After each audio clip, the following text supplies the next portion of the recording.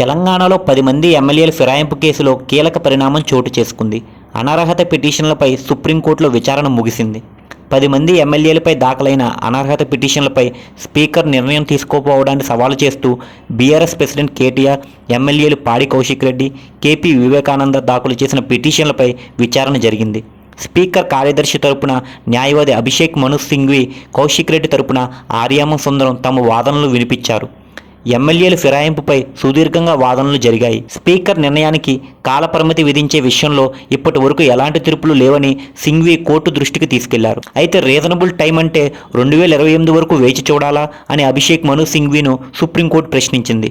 రాష్ట్రంలో ఉప ఎన్నికలు రావంటూ ఇటీవల అసెంబ్లీలో సీఎం రేవంత్ రెడ్డి చేసిన కమెంట్స్ను కోర్టు దృష్టికి తీసుకెళ్లారు బీఆర్ఎస్ లాయర్ ఆర్యామ సుందరం. దీనిపై జస్టిస్ గవాయ్ స్పందిస్తూ సీఎం కనీసం స్వీయ నియంత్రణ పాటించలేరా అని అసహనం వ్యక్తం చేశారు.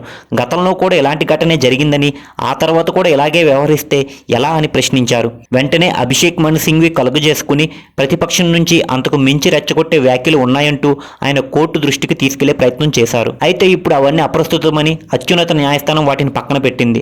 ఇరువైపున వాదనలు విన్న జస్టిస్ గవాయ్ ధర్మాసనం తీర్పును రిజర్వ్ చేసింది. 8 వారాల్లోగా తీర్పు ఇవ్వాలని సుప్రీంకోర్టును కోరారు బీఆర్ఎస్ తరపున అడ్వకేట్ ఆర్యామ సుందరం. దీంతో సుప్రీంకోర్టు ఈ కేసులో ఎలాంటి తీర్పు ఇవ్వనుందన్నది ఆసక్తికరంగా మారింది.